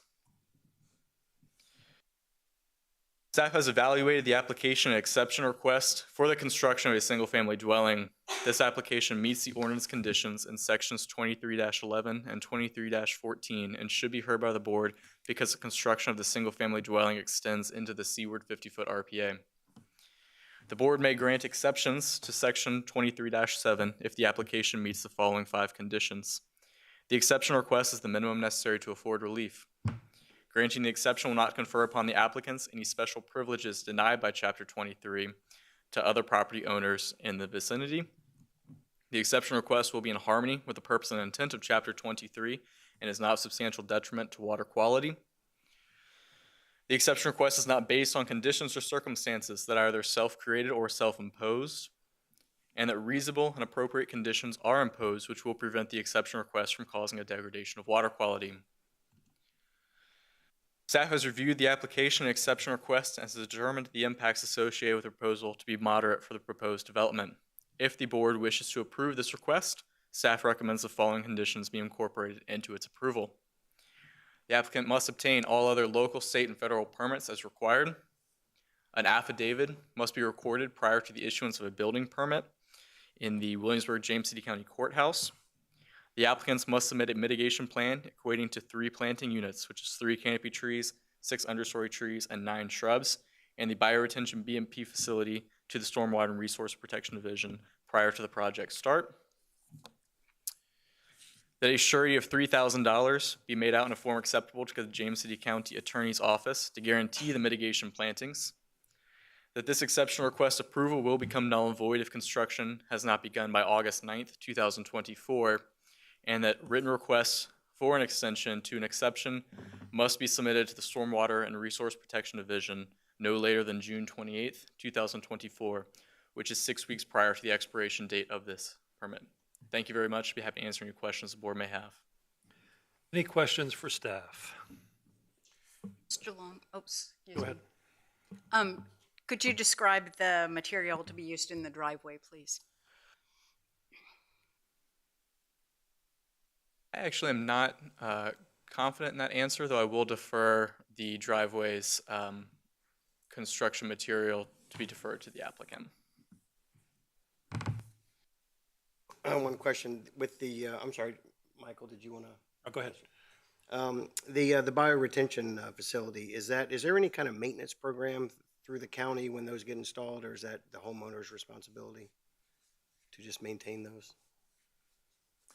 That would be the homeowner's responsibility on a private system like that. Thank you. So on that bioretention BMP, not mistaken, there were some elements of that before, but this is different? There was a bioretention incorporated before, I believe, though I will let the applicant speak to that. We do also have these site plans from the previous submittals available if you all would benefit from seeing those.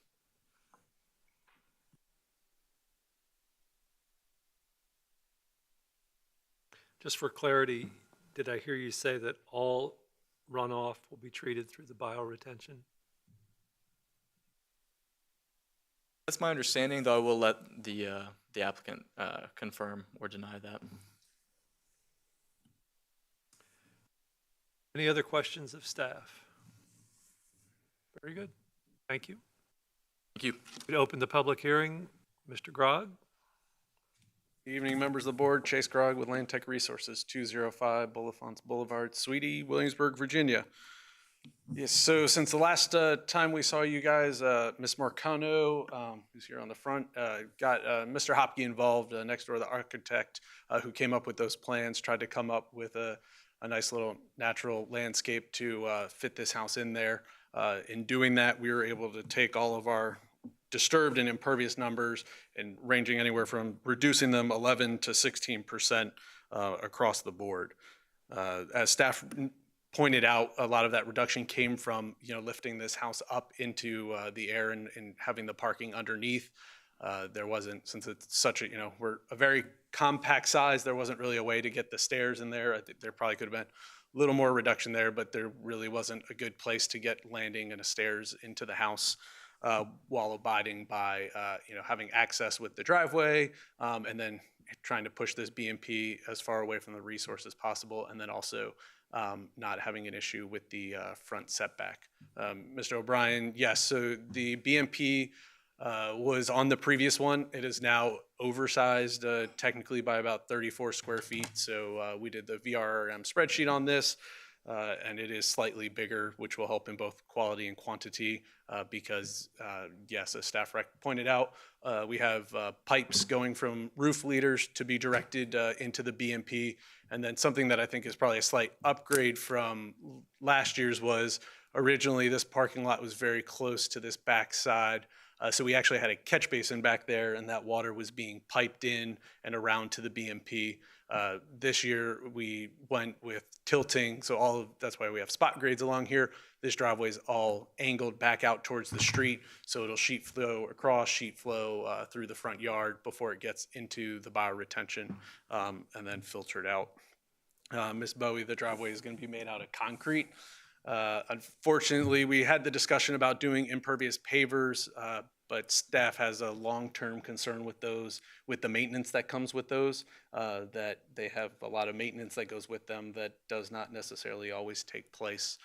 And so we looked at concrete. The only slight deviation, again, trying to reduce this as much as possible.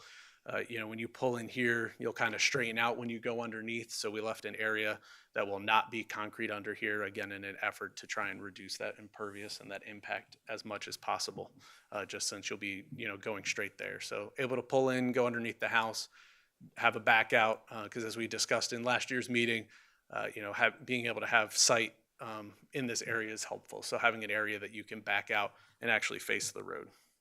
I'm happy to answer any questions you have. Mr. Hopke and Ms. Marcano will have something to say after me. Mr. O'Brien, I'll echo his question on an O&M plan for the bioretention facility. Is that something that may not be required, but we can provide one to them out of the DEQ handbook has that standard maintenance plan, so we can. I don't have an issue tacking that on to the plot plan, so that way it always goes with the case. So when they apply for their building permit, that maintenance plan can go along with it. thank you. Any other questions for Mr. Grog?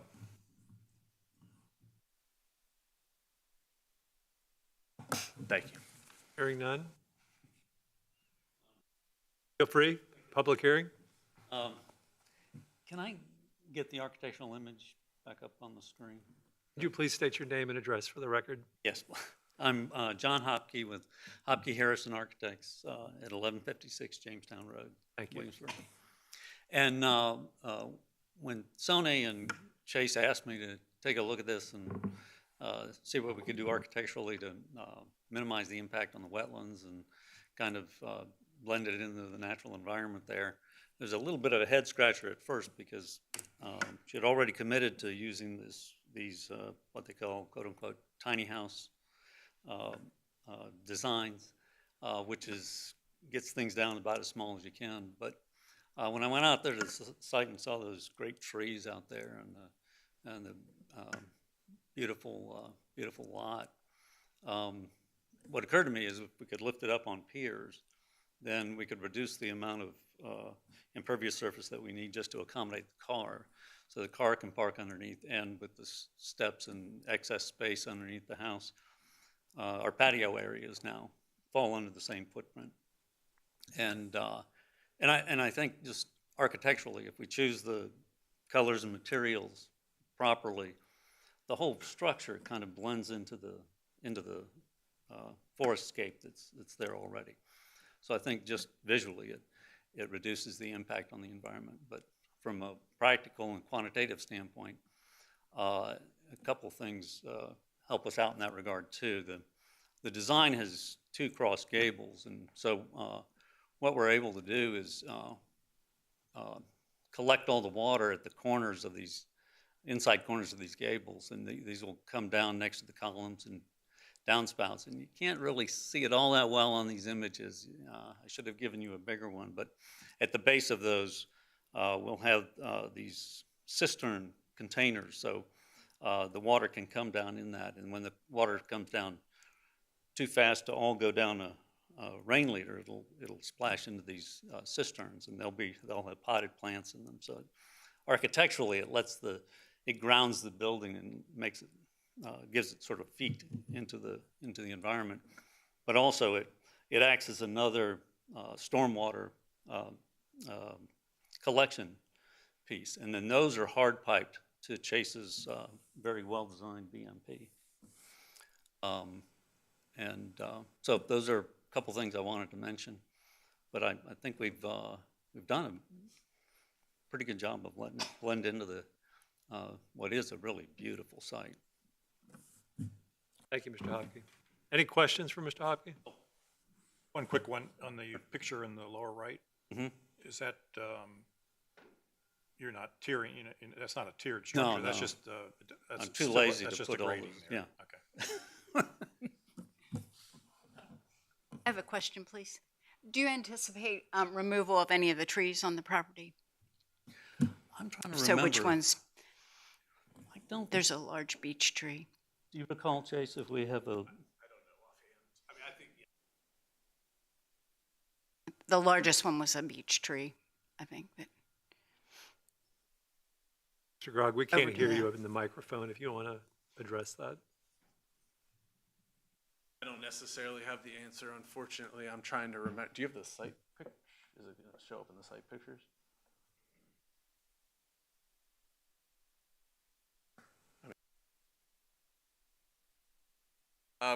To kind of touch on that, so I'm gonna first go.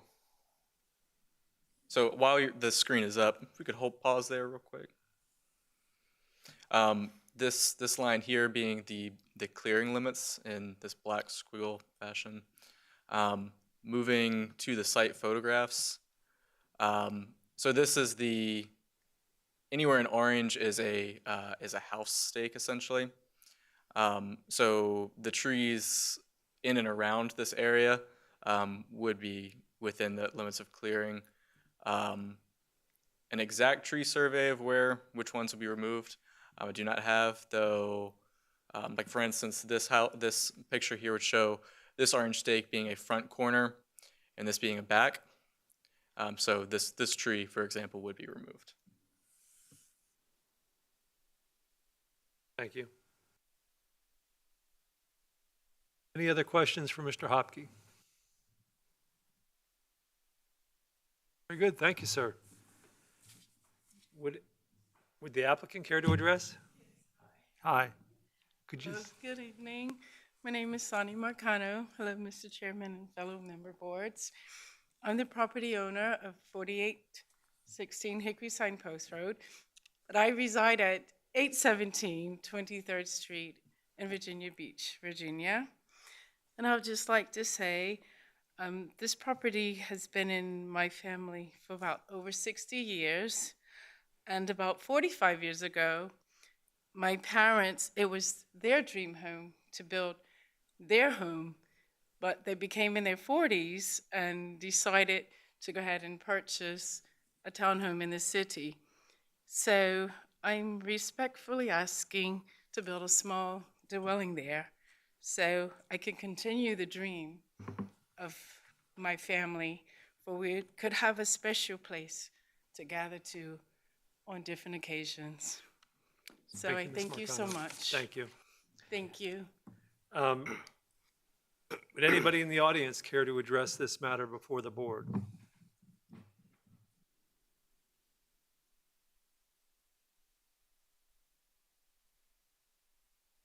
Please state your name and address for the record. Thank you.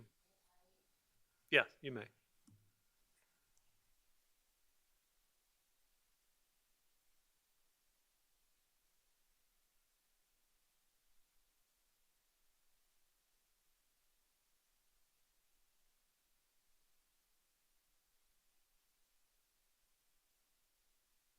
Hello, my name is Babs Bankson. I was here last year, as you can see. This is my presentation from last year. My address is 4824 Hickory Signpost Road. I would be your neighbor. I just wanted to remind the board about the wetlands. One, I'm not sure why we're even considering when it's 100% within the protected area. Could you advance the slides, please? So this is the area we're talking about. That's some of the trees that would be removed.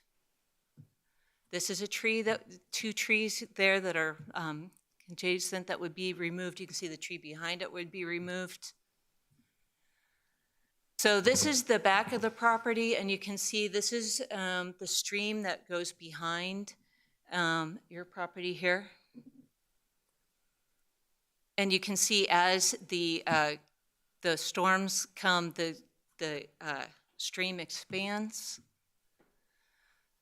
And I'm just showing you the amount of water that accumulates in this area. This is like right on the property right here. Look at how full that is. Would you go to the next one? This is how flooded this area gets during the heavy rains. This is like right by your property right here. Okay, so this picture I took to make a book for my granddaughter, but the thing I want you to see is the waterfall in the background. You can see that it's a nice little stream. Next picture, please.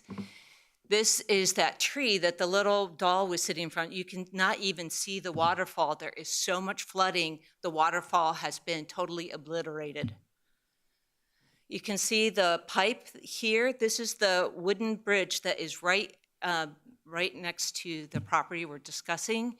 And you can see in flood conditions how the water comes up almost to the pipeline.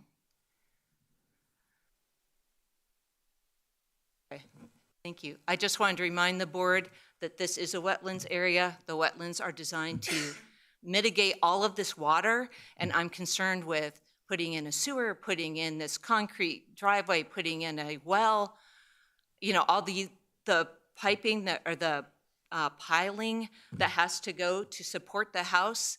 I'm afraid that we are not going to allow the wetlands to do their job. And that's what I'd like to say. Thank you very Thank much. you. Any questions for Ms. Bankston? Just a moment. Yeah, I have one quick Ms. question. Bankston? You're, if you're looking at the front of this property, you're off to the right? You're looking on Hickory Sign. I'm to the left. I'm the last house before the bridge. So what I mean is if you're facing the wetlands at this property, you're the one I'm to the right. Correct. In fact, I was wondering with the driveway where my house line was here.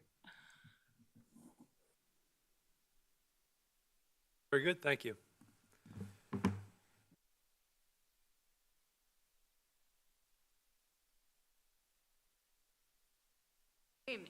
Hello. Hi, I'm Name and representing. address for the record, please. Hi, my name's Elizabeth Rutherford Bowling. My property's adjacent to the swamp that comes to her property. 4676 Hickory Hickory Sign. Signpost Road. I'm Gary Bowling. You're across the bridge. Beg Across the bridge to the left. Yes. Okay. The swamp is very fragile. We do Mill Creek Pond, where that stream goes through there. We've had a lot of rain disturbance. We see the property that we're talking about, a lot of erosion on the back of it.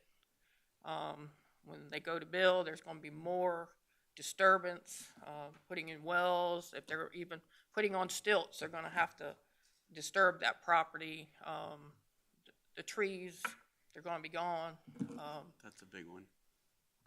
We see a lot of, I've lived there all my life, 68 years, and I just see the swamp getting more fragile, and it's a beautiful piece of property, and I hate to see it being disturbed any more than it has been. And it's a very critical area there too for as road traffic. With that house being there, I feel like that we're going to be watching ourselves even more. Right now, it's a one-lane bridge, and I just, you know. Gets congested at times when people use Hickory Signpost Road as a cut-through between Jamestown Road, Route 5 and Ironbound. But my biggest concern is being the swamp is so fragile, and we're just not going to have it if we keep encroaching on it. So that's all. I hate to see it go. Any questions for the Bowlings? I'd like to add that from a designer standpoint, I'm a retired architect. I've been through the situations on the other side of the table, and I'll go back to what I said before. I have never seen this board approve a house construction 100% within the 50-foot RPA. Never seen it done. And one thing I did not see on any of these drawings was where the well is. Yep. That's a concern to the neighbor as well. And the maintenance issues, even if, I will applaud the designer for jacking the house up and trying to reduce the impervious area that's the impact on this lot, but it's still almost 1,100 square feet of impact into the impervious area.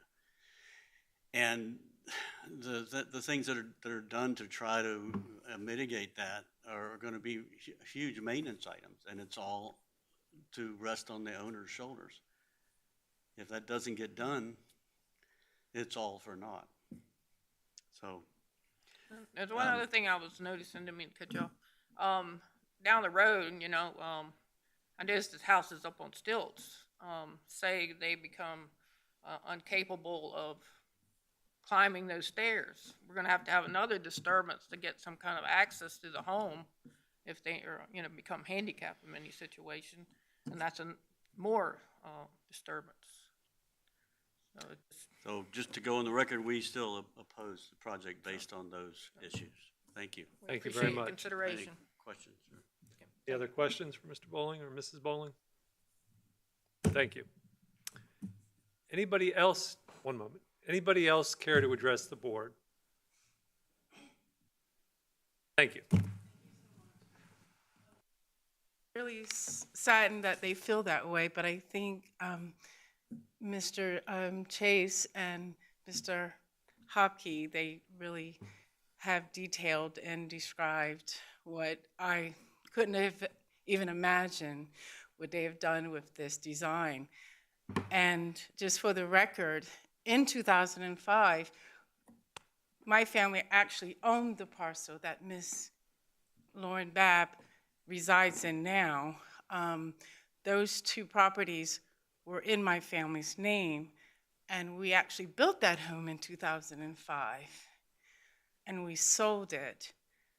And the contractor at the time, I was wondering maybe should I sell that parcel as well together?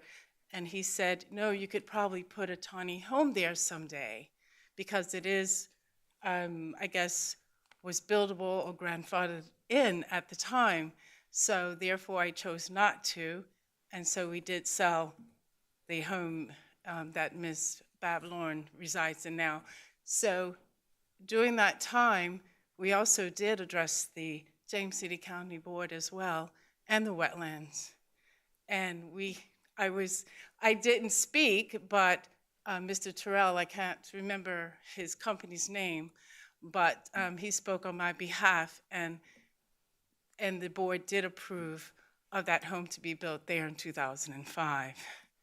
So now I was left with the land there, so I'm paying property taxes there, and I wanted to follow my parents' dream as well too, because I thought it was buildable before the Chesapeake Bay Act became in effect. So here I am left with this beautiful property that I was hoping I could build a small home there since this movement came about with the tiny homes. So I thought it was possible that I could do that.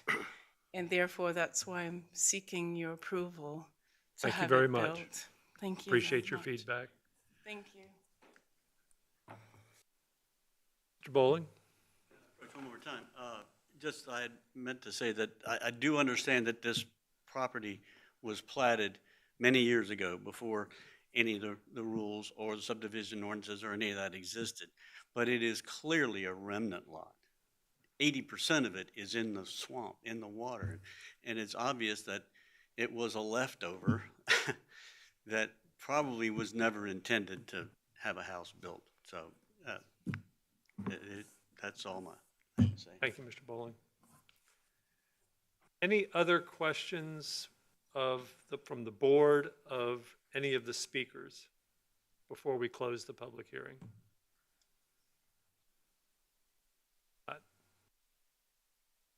That, I will close the public hearing. The matter is before the board.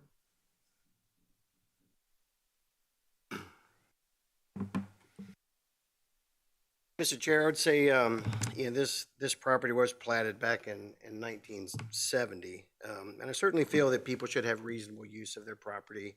But we do have a very interesting situation here with this property, with the wetland component in there. But I applaud the applicant's team and their job in their work to come up with this alternative plan. There's an upgraded BMP. The house is now raised. They've reduced the impact essentially from 2,000 to 1,000. So from the very first proposal that we saw. So they have done a lot of work to really minimize the impacts there, and I think raising that house does a lot to reduce the square foot impacts. So I'm more inclined to support this proposal at this time. I'd like to hear from each of the board members, if I may, on this case. Yeah, my input is that this, I was here for the previous two denials, and it really boils down to minimal impact and detriment to water quality. So, there wasn't a presumption that it wasn't a buildable lot, at least in my mind. It was just, can you get to a space where it's the minimum necessary to provide for what is sought here, a new home. And I'm actually kind of intrigued with some of the ideas that have come about in terms of putting this together. So I'm inclined to think that it addresses the minimal impact. So water detriment, I was curious to hear what enhancements were made to the BMP, because it seemed like with runoff and the size of the BMP, that was an issue before, and probably one of the major contributors to it being denied. But it appears that this one addresses that, and water detriment might not necessarily be an issue here. Yes, it is close to the wetlands, but is it the minimal necessary to? I believe it is. Bowie, do you have any thoughts on the case? So I was not here for the denials previously. I keep going back to our responsibility to protect wetlands. These look pristine to me. I think that will impact my decision. I do believe that they've made an attempt to minimize impact and put in some innovative practices, but its position in the wetlands, I think, is concerning. So just to clear its relationship to the wetlands, because it's clearly built in upland, but its relationship to the wetlands and the potential impact or threat that poses. I share some of your concerns. I also applaud the effort of the applicant in taking what I consider extraordinary measures to evaluate alternatives and consider options to minimize impact while achieving a use of the property, because I also support the use of platted lands. When this property was platted in 1970, the Clean Water Act didn't exist. They could have filled that swamp without a permit and made it buildable for suitable residents. But that's not what exists today. We have a variety of laws and regulations, one of them being the Chesapeake Bay Act. And my concern is that this proposed use is not in harmony with that act and the intent to help minimize impacts on the resources. I granted that the efforts of the engineer and the architect have sought to minimize those impacts or mitigate them with the inclusion of BMP. But I'm just not certain it's within the spirit and intent of the act and may represent a substantial detriment to water quality. So I have concerns in the long term for the intended use as proposed. So those are my thoughts. Do I have a motion?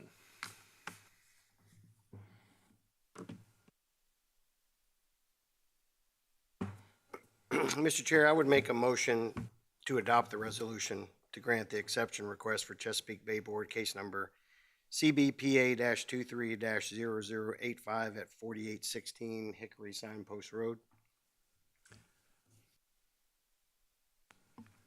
Mr. Roadley, the applicant would like to make a request. Would you please open up the public hearing again? I will open the public hearing. Mr. Grog? I'll make a request that you defer, though I know since that motion's on the floor, you'll have to go through that motion first. Or the motion to request the deferral. We don't have legal counsel here, and we're going to triple over Robert's rules. There is a motion on the floor to approve. The applicant is requesting to defer. I'll do my best. Mr. May, would you withdraw your motion in favor of a substitute motion from a request from the applicant, not a motion? Yes, I would.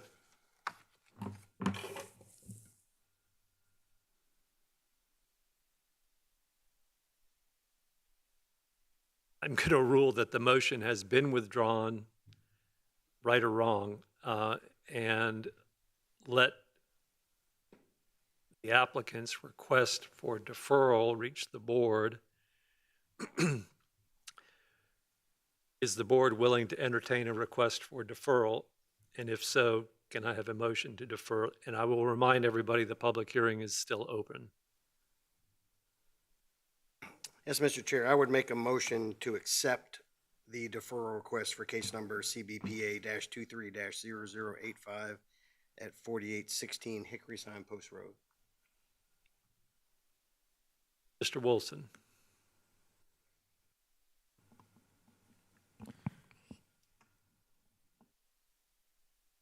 To be clear, Mr. May's original motion for approval has been withdrawn.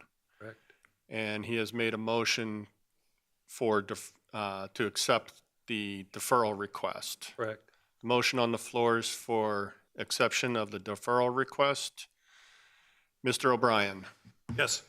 Mr. May. Yes. Ms. Bowie. Yes. Mr. Roadley. Yes.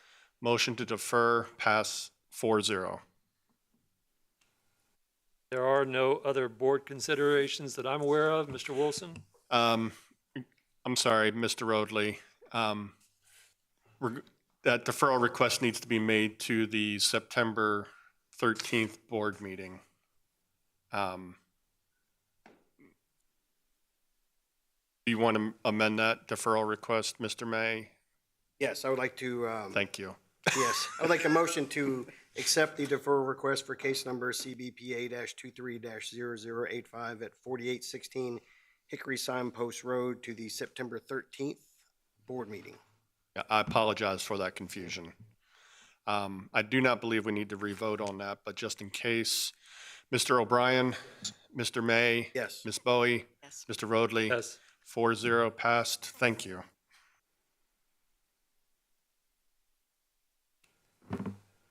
Mr. Wilson, any matters of board consideration or special privilege?